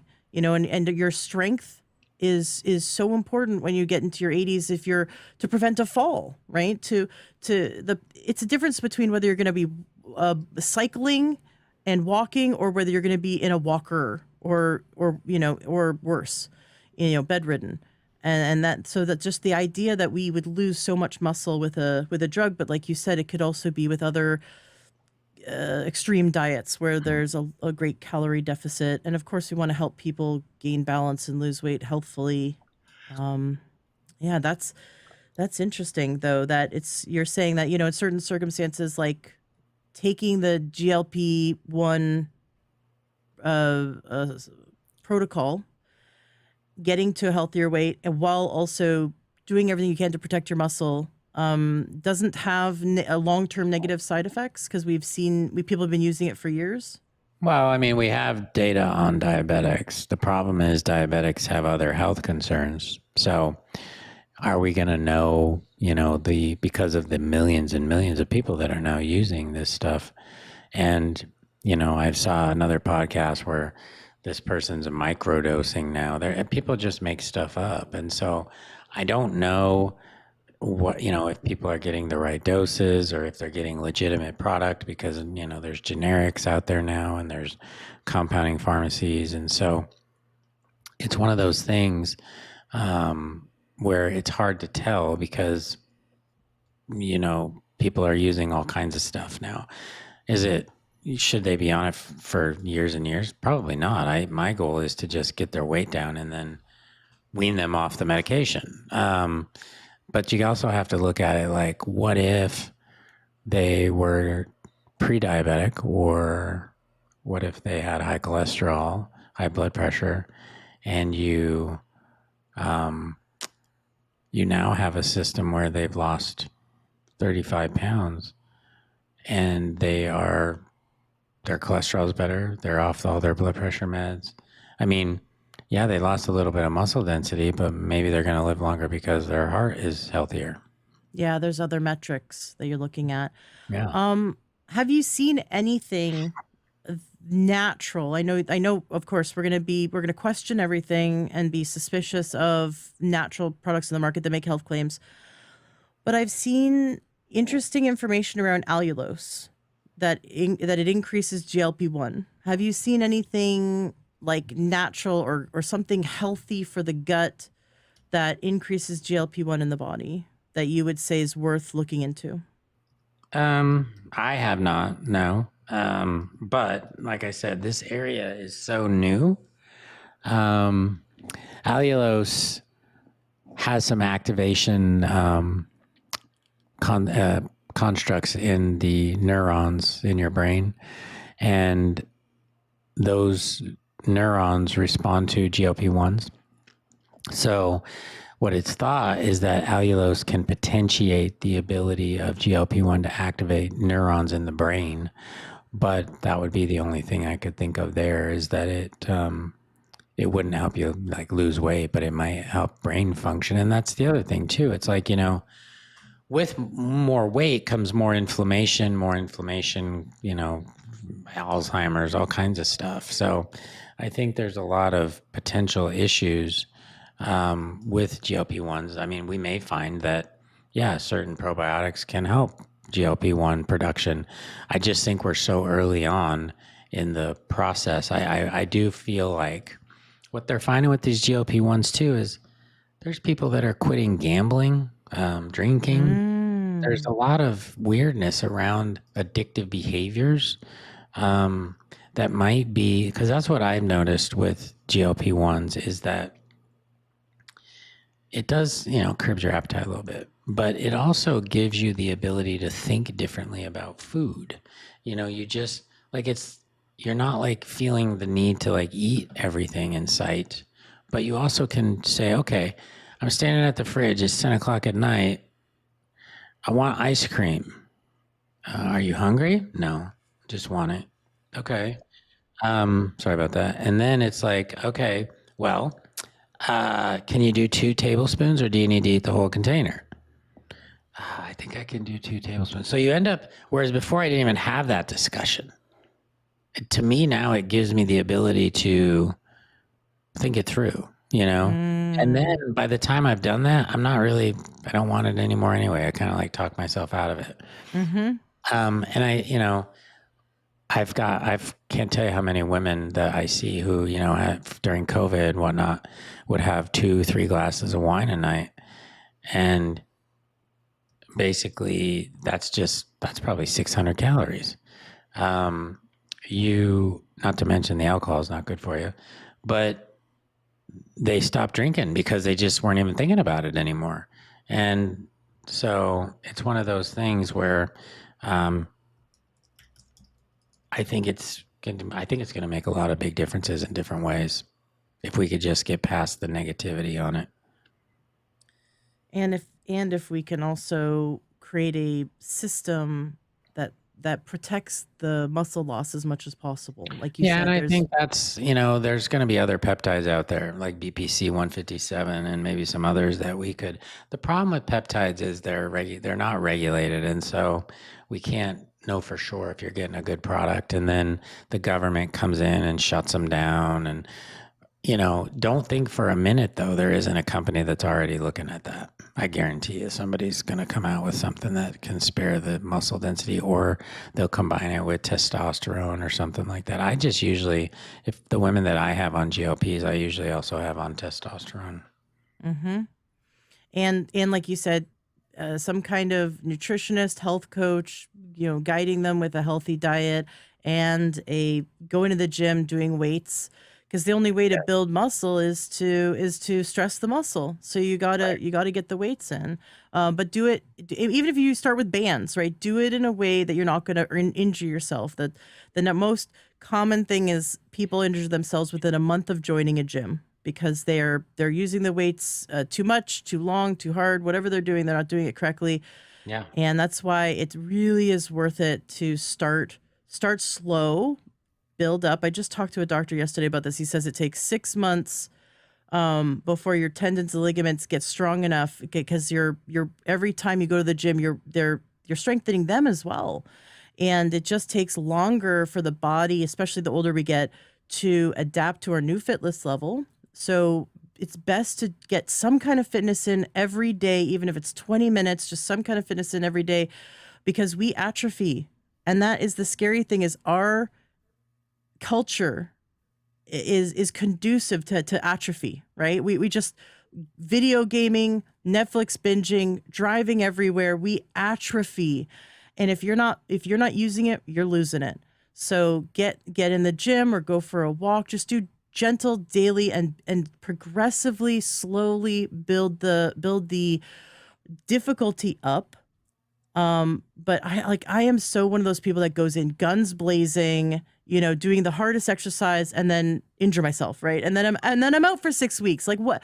I could have just been doing simple little stuff for the 6 weeks I was out because I was recovering from the injury, right? So don't go in guns blazing. It's that marathon idea, not not the sprint.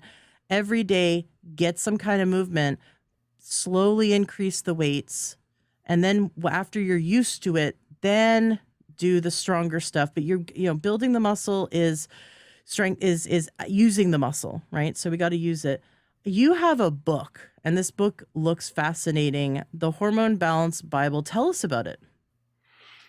Basically, it's kind of a culmination of all of the things that I was talking about with my mom and all that stuff. And it's a culmination. At the time, also, I was reading a lot of Caroline Myss and Carl Jung and Sally Hogshead, and they use a lot of archetypes to tell stories.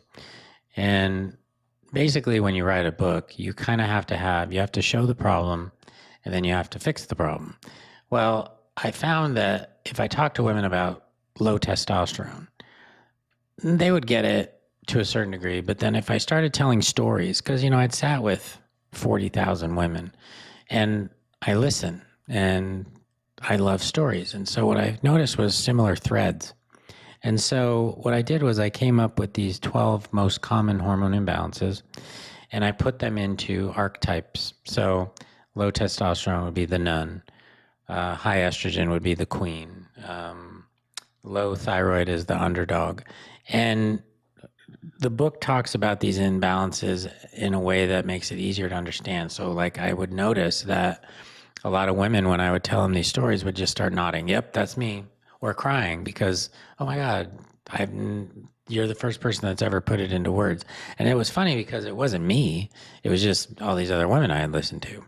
Mm-hmm. And then I came up with the Shines protocol, which I kind of briefly described earlier, which is a spiritual practice, hormones, infoceuticals, which is the kind of the woo factor, nutrition, exercise, and supplements. So each of those 12 imbalances has its own Shines protocol, and put it into a book, talked about obviously lab testing as well, what each hormone does and why.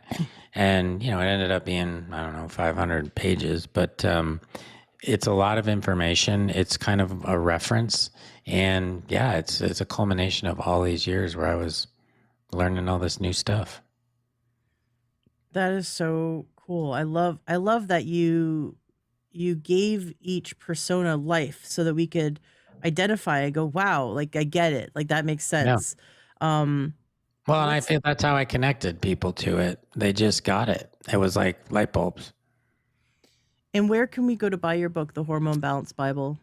It's on Amazon right now came out a couple years ago with HarperCollins. It's on Amazon. I think it's $15 or $16 right now.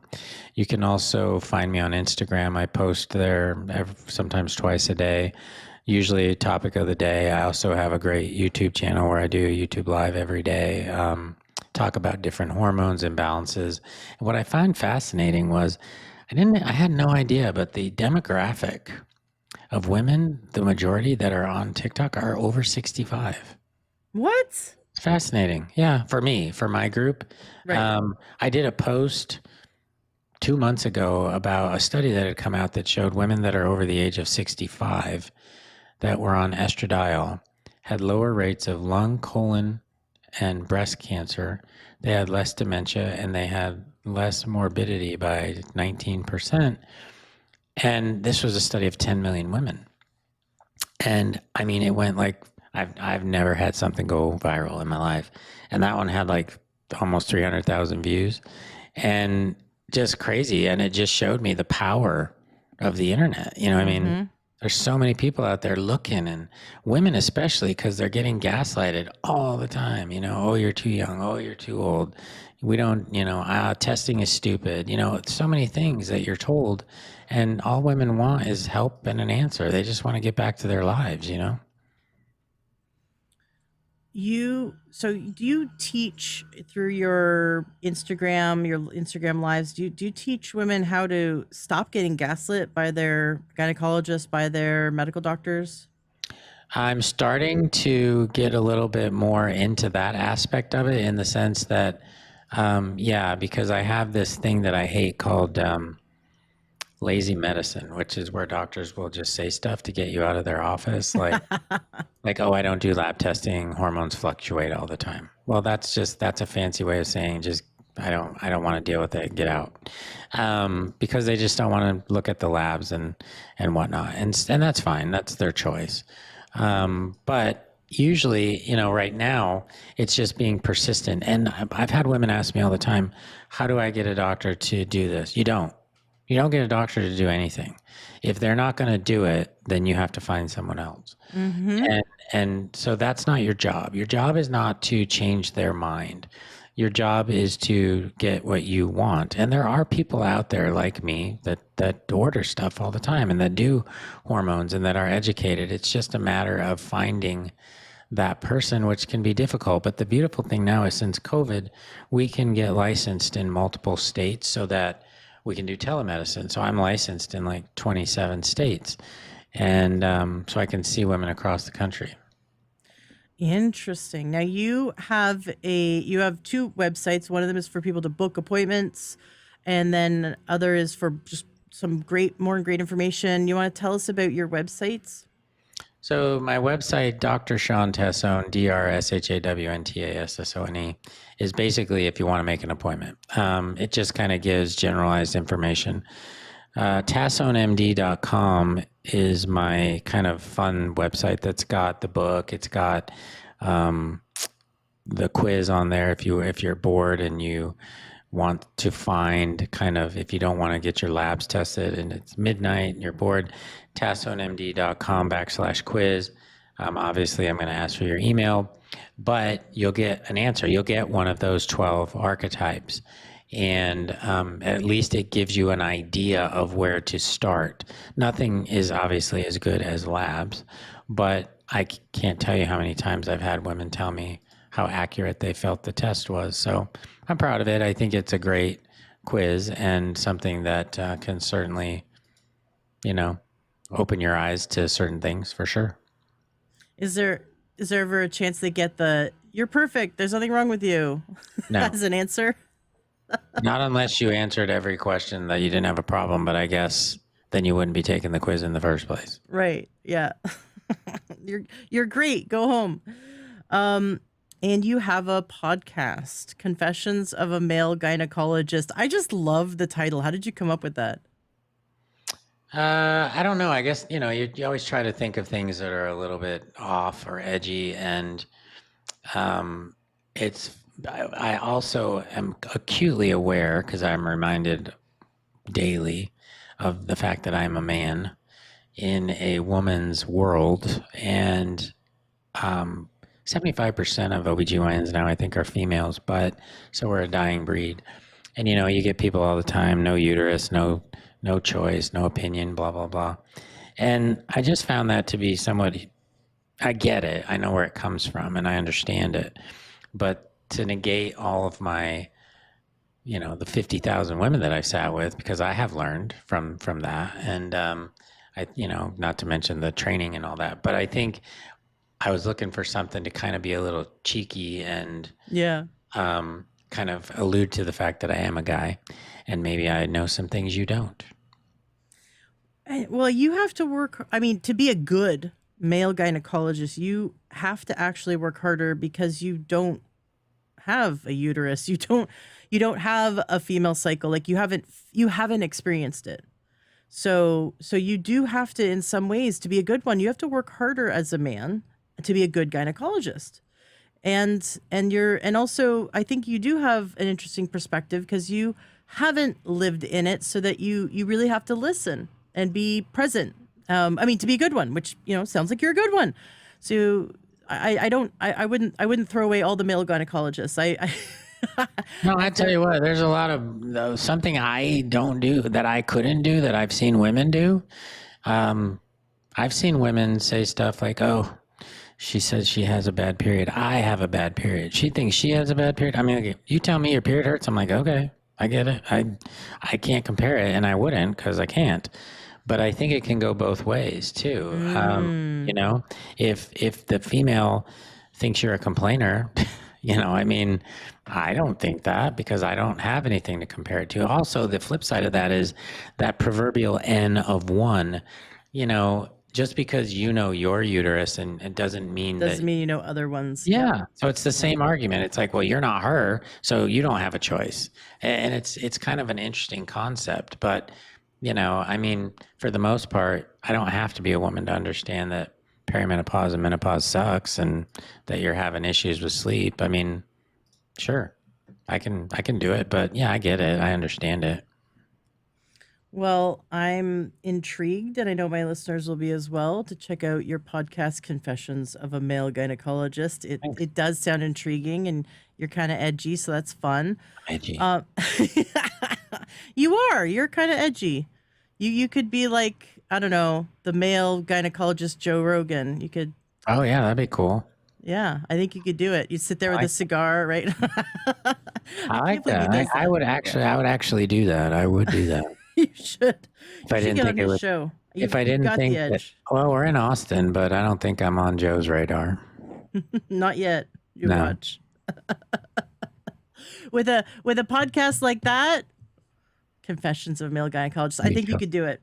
We shall see. I'll It's do it. Yeah. It's been a pleasure having you on the Thanks. show. Appreciate Is it. there anything left unsaid? Is there anything you wanted to make sure that you said to wrap up today's interview? No, I think it's just the main thing is don't give up. I say it all the time. It's frustrating. I get it. And sometimes you got to see 4 or 5 doctors. There was a article that just came out in the UK a couple weeks ago that said women in the UK have 10 visits at a physician's office before they get diagnosed with menopause. Totally Wow. ridiculous. Totally ridiculous. But it is what it is. And if you give up, then you're not helping to pave the way for the women that come behind you. And the more that you speak up, the more that you say no, the more that you make demands, you're doing that not just for you, but that doctor's going to learn eventually because if they've got 5 women in there in a day or 10 in a week that are coming in demanding these things, they're going to start looking into it and why. So you can, it's an educational thing on your part too, and think of it also as being there for the women that come behind you. And be willing to fire your doctor and Yeah, go find one that will treat you the way you want to be treated, and also look into the things you want them to look into. So don't try to, like you said, don't try to force the doctor to do something they're not willing to do, because they wouldn't even be good at it anyway. yeah, Like, if they're not even willing to run a lab, what are they going to do with labs if they're not even willing to run them? They're gonna take one look at them and be like, okay, like, what are they gonna do there? That's not their wheelhouse. Go find it's and it is. I love saying, you don't take your car to the plumber, right? You don't take your car to the electrician, right? We do this all the time. We go to the wrong specialist or the wrong kind of doctor. So it's okay. Go to different doctors, get different opinions, get second opinion, get a third opinion, but find the right team that's willing to listen to you and work with you. And yes, advocate for yourself. But if they're not receptive, walk out of that office. Don't put them on a pedestal. yeah. You're employing them, not the other way around. So you're allowed to fire the doctor and go find one that listens to you. And you can say that Dr. Shawn Tassone said so, right? I don't want to be as dramatic as firing them, but just go somewhere else. How's that? Okay, well, then they won't learn. If you don't fire them, they'll never learn. I They need mean, to know that they've been fired by a handful of women until sure. they start waking up. Yep, that's true. It works. Thank you so much for coming on the show. This has been such a pleasure. And all the links to everything that Dr. Shawn Tassone does is going to be in the show notes of today's podcast at learntruehealth.com. Truly a pleasure to dive into this topic with you. And if anything groundbreaking comes about, I'd love to have you back on the show to continue teaching us. Sure. Sounds great. Are you tired of guessing your way through supplements? Feeling like each choice is just another shot in the dark? Unlock your health potential at takeyoursupplements.com. Here, we don't just sell supplements, we customize wellness. Connect with a true health coach who tailors your nutritional path based on your unique health goals and challenges. From fatigue to vitality, from confusion to clarity. Start your transformation today. Visit takeyoursupplements.com and discover how feeling amazing is just one free consultation away. That's takeyoursupplements.com.